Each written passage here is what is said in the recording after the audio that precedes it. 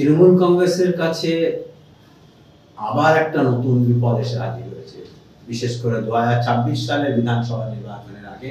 সেটা হচ্ছে হুমায়ুন কবির। দুটো হুমায়ুন কবির তৃণমূল নেত্রীর বড় লক্ষ্য ছিল। একটা হুমায়ুন কবির হলেন নেতা হুমায়ুন কবির, যিনি এক সময় ছিলেন অধীর চৌধুরীর অত্যন্ত ঘনিষ্ঠ, বলা হতো অধীর চৌধুরীর দক্ষিণ হস্ত। আর একজন হুমায়ুন কবির, যিনি এখন বিধায়ক, তিনিও বিধায়ক, তিনি ছিলেন আইপিএস অফিসার, একসময় মুর্শিদাবাদের দুর্দণ্ড প্রতাপ পুলিশ অফিসার ছিলেন। তিনি যখন এ রাজ্যে গরু পাচার নিয়ে সোচ্চার সবাই, অর্থাৎ 2011, 12, 13 এই সময়টা, তখন মুর্শিদাবাদের পুলিশ সুপার ছিলেন যে হুমায়ুন কবির। সেই হুমায়ুন কবির এখন তৃণমূল কংগ্রেসের বিধায়ক। হুমায়ুন কবির খানিকটা হলো বসে গেছেন, ওই হুমায়ুন কবির অর্থাৎ পুলিশ হুমায়ুন কবির মুখে লাগাম টেনে বসে গেছেন। একসময় মন্ত্রীও হয়েছিলেন, কিন্তু মমতা বন্দ্যোপাধ্যায় তাকে এমন ঝাড় দিয়েছেন যে মন্ত্রিত্ব গেছে, আর তিনি একেবারে স্পিকটি নট। মাঝে মাঝে বেফাস কথা বলেন ঠিকই, তবে এই হুমায়ুন কবির অর্থাৎ নেতা হুমায়ুন কবিরকে কিন্তু কখনোই লাগাম টানা যাচ্ছে না। কারণ তিনি জানেন তৃণমূল কংগ্রেস ছাড়লে তার জন্য বিজেপির পথ খোলা, আর বিজেপি যদি তাকে ছাড়ে তাহলে আবার তৃণমূল কংগ্রেসের পথ খোলা। এবার আবার বিজেপিতে যাবেন না কংগ্রেসে যাবেন, সে নিয়ে তিনিও খানিকটা দোদুল্যমান। এই হুমায়ুন কবির আসলে কে? বামেরা যখন ক্ষমতায় ছিল তখন এই হুমায়ুন কবির ছিলেন অধীর চৌধুরীর দক্ষিণ হস্ত। বলা হতো অধীর চৌধুরীর এমন কিছু এই হুমায়ুন কবির জানেন না, তা কখনো হতে পারে না। 2010-11 সালে হুমায়ুন কবিরের সঙ্গে, 2009-10 সাল নাগাদ হুমায়ুন কবিরের সঙ্গে দ্বন্দ্ব শুরু হয় অধীর চৌধুরী। হুমায়ুন কবির জেলা পরিষদ আসনে দাঁড়িয়ে পড়েন কংগ্রেসের হয়ে, নির্দল হয়ে। এই হুমায়ুন কবিরকে একসময় হারিয়েছিলেন অধীর চৌধুরী, একবার জিতিয়েও ছিলেন। সে কথা অধীর চৌধুরী প্রকাশ্যে স্বীকার করেন। যখন মুর্শিদাবাদ এবং মালদা দখল করা যাবে না, অর্থাৎ মাইনরিটি ভোটের একটা বড় অংশ কংগ্রেসের দিকে, আর মাইনরিটি ভোটের আরেকটা অংশ সিপিআইএম এর দিকে, অধীর চৌধুরীর দক্ষিণ হস্তকে, দুটো হাতকে ভেঙে দেওয়ার জন্য হুমায়ুন কবিরকে দলে টেনেছিলেন মমতা বন্দ্যোপাধ্যায়। তৃণমূলে এলেন, বড় বড় কথা বললেন, কারণ যেহেতু তিনি অধীর চৌধুরীর সবটাই জানেন, সবটাই জানতেন অধীর চৌধুরী। তৃণমূল কংগ্রেসে আসার পর থেকে মমতা বন্দ্যোপাধ্যায় এই হুমায়ুন কবিরকে ডিপুটি সাজাতে শুরু করলেন। কখনো সাম্প্রদায়িক তাস খেললেন, কখনো অসাম্প্রদায়িক তাসও খেললেন। যখন যেখানে, তাকে বলা হয় হুমায়ুন কবির বলে ঠোঁট কাটা। রাজনীতিতে এই ধরনের ঠোঁট কাটা মানুষ ইদানিংকালে খুব কম এসছে। একসময় যেমন ছিলেন রেজ্জাক মোল্লা, তাহাও রেজ্জাক মোল্লার একটা বাঁধন ছিল, কারণ রাজনৈতিক বাঁধন ছিল, অতখানি তিনি ঠোঁট কাটা ছিলেন না। হুমায়ুন কবির সব সীমা ছাড়িয়ে গেছেন। দলের কোনো নির্দেশ তিনি মানেন না, ফলো করেন না। একসময় তৃণমূল থেকে তিনি বিজেপিতে গেছিলেন, কিন্তু বিজেপির সঙ্গে তার বেশি দিন সংসার হয়নি, আবার তিনি তৃণমূলে এসেছেন। তিনি সম্প্রতি দাবি করেছেন যে তিনি কংগ্রেসে ফিরতে চান। কংগ্রেসে ফেরার জন্য কি হবে না, প্রিয়াঙ্কা গান্ধী তাকে ফোন করেছিলেন। ভাবুন, প্রিয়াঙ্কা গান্ধী হুমায়ুন কবিরকে ফোন করছে। প্রিয়াঙ্কা গান্ধী হুমায়ুন কবিরকে ফোন করছে, সে খবর অধীর চৌধুরীও জানেন না, যিনি গান্ধী পরিবারের ঘরের লোক। আবার প্রিয়াঙ্কা গান্ধী হুমায়ুন কবিরকে ফোন করছে, সে খবর দীপা দাস মুন্সিও জানেন না। তিনিও বাংলার পর্যবেক্ষক না হলেও তিনি বাংলার গুরুত্বপূর্ণ নেত্রী, গান্ধী পরিবারের অত্যন্ত ঘরের লোক। হুমায়ুন কবির আসলে এখন দেশে থাকার চেষ্টা করছেন, কারণ লোকসভা নির্বাচনের আগে তাকে দিয়ে দাঙ্গা বাজিয়েছিল রেজিনগরে, বেলডাঙ্গা রেজিনগরে, এবং যে জন্য অধীর চৌধুরী পরাজিত হয়েছিলেন। অর্থাৎ হিন্দু ভোট এক চেটিয়া বিজেপিতে গিয়ে পড়েছিল। অধীর চৌধুরীর নিজস্ব ভোট যেগুলো ছিল সবটাই বিজেপিতে গিয়ে পড়েছিল। ঠিক সেই হুমায়ুন কবিরের সঙ্গে তলে তলে হাত মিলিয়েছিল বলে শোনা যায় কার্তিক মহারাজ, যিনি বিজেপি প্রকাশ্যে বিজেপি করেন, সম্প্রতি আপনারা জানেন যাকে পদ্ম সম্মান দেয়া হয়েছে, মোদী সরকার থেকে পদ্ম সম্মান দিয়েছে, সেই কার্তিক মহারাজ, তিনিও মুর্শিদাবাদের রাজনীতিতে তথাকথিত দাঙ্গাবাজ বলে থাকে। এই একদিকে হুমায়ুন কবির আর একদিকে কার্তিক মহারাজ, এই দুই জাতাকলে মুর্শিদাবাদের মানুষের প্রাণ উৎখাত। আপনারা সবাই জানেন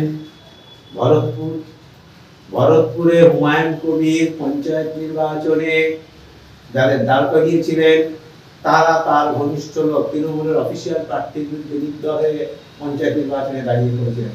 পরে অবশ্য কানুনবাকে তিনি আবার তৃণমূলে ফিরেছেন, আর তিনি বলেছেন তার ভুল হচ্ছে। তিনি প্রকাশ্যে ক্ষমা চান, আবার প্রকাশ্যে গালমন্দ খান, আবার যখনই গালমন্দ খান তখনই বলেন আমার ভুল হয়ে গেছে। মানুষের তো ভুল হতেই পারে। এখন প্রশ্ন হচ্ছে 2026 সালের নির্বাচনের আগে কেন হুমায়ুন কবির এত প্রকাশ্যে তৃণমূলের সমালোচনা করছে? এবার বেশ কিছুদিন আগে থেকে হুমায়ুন কবির অত্যন্ত সরব হয়েছে তৃণমূলের বিরুদ্ধে। তার একটাই কারণ ছিল, সেটা হচ্ছে মুর্শিদাবাদের তৃণমূল কংগ্রেসের সাংগঠনিক জেলা সভাপতি পদ হুমায়ুন কবিরকে দেয়া হোক। এটা তিনি ঘনিষ্ঠ মহলে অভিষেক বন্দ্যোপাধ্যায়, মমতা বন্দ্যোপাধ্যায়ের কাছে এই আবদার জানিয়েছিলেন, কিন্তু হুমায়ুন কবিরকে সে পথে আটতে দেননি অভিষেক বন্দ্যোপাধ্যায়, মমতা বন্দ্যোপাধ্যায়রা। হুমায়ুন কবিরের ঘোর বিরোধী এই ডেভিডকে মুর্শিদাবাদের একটা অংশের সাংগঠনিক সভাপতি করা হয়েছে, আর একটা অংশের সভাপতি করা হয়েছে খলিলুর রহমানকে, যারা মুর্শিদাবাদের রাজনীতিতে হুমায়ুন কবিরের বিরোধী বলে খ্যাত। হুমায়ুন কবির চেয়েছিলেন এভাবে যদি গলার আওয়াজ তুলে খানিকটা হলো দিদিমণির কাছাকাছি এসে দিদিমণিকে জানান দেওয়া যায় যে আমাকে যদি এটা না করো তাহলে কিন্তু আমি আর তৃণমূল কংগ্রেসে থাকবো না, আমি কংগ্রেসে চলে যাব। কিন্তু এটা খুব পরিষ্কার করে বলা যায় যে হুমায়ুন কবিরের জন্য কংগ্রেসের দরজা এই মুহূর্তে কার্যত বন্ধ। কংগ্রেস হুমায়ুন কবিরকে এই মুহূর্তে নিলে মুর্শিদাবাদের রাজনীতিতে হয়তো লাভ হতে পারে, কিন্তু রাজ্য রাজনীতিতে হুমায়ুন কবিরকে নিলে বড় ক্ষতি হয়ে যাবে। কারণ হুমায়ুন কবিরকে সবাই চেনেন যে তিনি হলেন ওই সাম্প্রদায়িক সম্প্রীতি বিনষ্ট করার একেবারে মাস্টার। আর কংগ্রেসে গেলেও তিনি যে মুখে লাগাম টানবেন তা হতে পারে না, কারণ তিনি আবার কংগ্রেসে গিয়ে অধীর চৌধুরীর বিরুদ্ধে হয়তো বলতে শুরু করে দেবেন, শুভঙ্করদের বিরুদ্ধে হয়তো বলতে শুরু করে দেবেন, শুভঙ্কর সরকারের বিরুদ্ধে। তখন যে অবস্থাটা হবে যে কংগ্রেসেরও ছেড়ে দেওয়াকে দেওয়াছি অবস্থা। তবে হুমায়ুন কবিরকে খুব ভালোভাবে চেনেন শুভেন্দু অধিকারী। যখন শুভেন্দু অধিকারী মুর্শিদাবাদের দায়িত্বে ছিলেন তখন হুমায়ুন কবিরের সঙ্গে একেবারে ওতপ্রোত সম্পর্ক ছিল। আজও শোনা যায় ভারতের জীবনের মধ্যে সম্পর্ক আছে। তবে হুমায়ুন কবির একেবারে মুকুল রায়ের খাস লোক ছিলেন। মুকুল রায় যেদিন বিজেপিতে যোগ দেন ঠিক তার কিছুদিন পরে হুমায়ুন কবির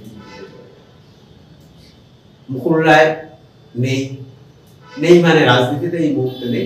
মুকুল রায় আপনারা সবাই জানেন মুকুল রায় অত্যন্ত অসুস্থ। মুকুল রায় এই মুহূর্তে রাজনীতিতে ফেরার আর কোনো সম্ভাবনা নেই।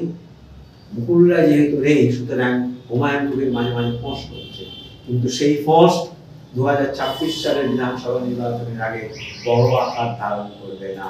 কারণ হুমায়ুন কবিরকে এবার বেলডাঙ্গা রেজিনগর চত্বর থেকে বিধানসভা ভোটের টিকিট পাওয়াটা অত্যন্ত কঠিন কাজ। মমতা বন্দ্যোপাধ্যায় নিজে হুমায়ুনকে খুব একটা বেশি পছন্দ করেন না। একটা সময় যখন আপনারা সবাই জানেন যে হুমায়ুন কবির ঠোঁটকাটা হলেও হুমায়ুন কবির মুর্শিদাবাদের রাজনীতিতে একটা বেস কিন্তু রয়েছে। কারণ মুর্শিদাবাদের রাজনীতি এই জন্যই বেস রয়েছে কারণ তিনি ছিলেন অধীর চৌধুরীর একেবারে খাস লোক। বেশ কিছু কংগ্রেসী লোকজন তারা হুমায়ুন কবিরকে বেশ পছন্দই করে। আরো মুর্শিদাবাদের রাজনীতি আরো বেশি পছন্দ করতে শুরু করেছেন, কারণ তিনি বলেছেন যে ওই বাবরি মসজিদ তৈরি হবে মুর্শিদাবাদে, অযোধ্যায় তৈরি হয়েছে রাম মন্দির, আর মুর্শিদাবাদে তৈরি হবে বাবরি মসজিদ। আপনারা জানেন মুর্শিদাবাদ হলো সংখ্যালঘু প্রধান জেলা। সেই জেলায় যদি একটা বাবরি মসজিদের কথা বলা হয় তাহলে কিছুটা ভোট তিনি যে নিজের দিকে টানবেন সেটা বলার অপেক্ষাই থাকে না। তবে সেখানেও হিন্দু আর মুসলমান ভোট খানিকটা পোলারাইজড হয়ে যাওয়ার সম্ভাবনা। খানিকটা নয়, বেশ কিছুটা পোলারাইজড হয়ে যাওয়ার সম্ভাবনা। সুতরাং এইসব কথা ভেবে মুর্শিদাবাদের রাজনীতিতে এখন যে অবস্থা দাঁড়িয়েছে, তাতে হুমায়ুন কবিরের যে বাহুবল, সে বাহুবল বোঝার ক্ষমতা অভিষেক বন্দ্যোপাধ্যায়, মমতা বন্দ্যোপাধ্যায়দের আছে, অলরেডি বাহুবল বুঝেও নিয়েছেন। কারণ ভরতপুরের পঞ্চায়েত নির্বাচনে তিনি বিরোধী প্রার্থী দিলেও গুটি কয়েক তার বিরোধী প্রার্থী অর্থাৎ নির্দল প্রার্থী জয়ী হয়েছে, বাকিটা কিন্তু তৃণমূল কংগ্রেসের অফিসিয়াল প্রার্থী জয়ী হয়েছে। সুতরাং হুমায়ুন কবির চেষ্টা চালিয়ে যাচ্ছেন ভেসে থাকার জন্য। কিন্তু আমার যতটুকু আমি হুমায়ুন কবিরকে চিনি, যতটুকু জানি, মুর্শিদাবাদের রাজনীতি সম্পর্কে আমার যতটুকু ধারণা আছে, তাতে পরিষ্কার করে আমার এইটুকু বলতে কোনো অসুবিধা নেই যে হুমায়ুন কবির 2026 সালের নির্বাচনে তৃণমূল কংগ্রেসের টিকিট পাবেন না। তাকে নির্দল হতে হবে, নতুন রাজনৈতিক দল করতে হবে। কংগ্রেসে ফিরে যাওয়ার সম্ভাবনা এই মুহূর্তে তার খুবই ক্ষীণ। কারণ কংগ্রেসে ফিরে যেতে গেলে আরো যে 6-7 মাস 8 মাস সময় রয়েছে, সেই 6-8 মাস সময় তাকে কিন্তু মুখ বন্ধ করে থাকতে হবে, একেবারেই মুখ বন্ধ করে থাকতে হবে। কারণ কংগ্রেস না হলে কংগ্রেসের রাজনীতিতে তিনি টিকে থাকতে পারবেন না। আর ঠিক এজন্যই হুমায়ুন কবির এখন ভাসিয়ে দেওয়ার চেষ্টা করছেন তিনি নতুন রাজনৈতিক দল করবেন। নতুন রাজনৈতিক দল করলে কার ক্ষতি হবে? না, তৃণমূলের ক্ষতি হবে। কারণ হুমায়ুন কবিরের একটা মাস বেস রয়েছে, তৃণমূলের কিন্তু ব্যাপক ক্ষতি হবে। মুর্শিদাবাদের রাজনীতিতে যদি হুমায়ুন কবির 1-2% ভোট কাটতে পারেন, তাহলে কিন্তু তৃণমূল কংগ্রেস মালদা এবং মুর্শিদাবাদে বড় ধাক্কা খাবে। সুতরাং হুমায়ুন কবির নতুন দল তৈরি করলে হুমায়ুন কবির কতটা জিতবেন, সেই জেতার জন্য হুমায়ুন কবিরকে কিন্তু বামেদের উপর বা কংগ্রেসের উপর ভরসা করে থাকতে হবে তলে তলে। আর বাকি জায়গাগুলোতে হুমায়ুন কবিরকে কিন্তু ভোট কাটার মাস্টার হিসেবে ব্যবহার করা হবে। সেই সম্ভাবনা কিন্তু ব্যাপক উজ্জ্বল। নমস্কার।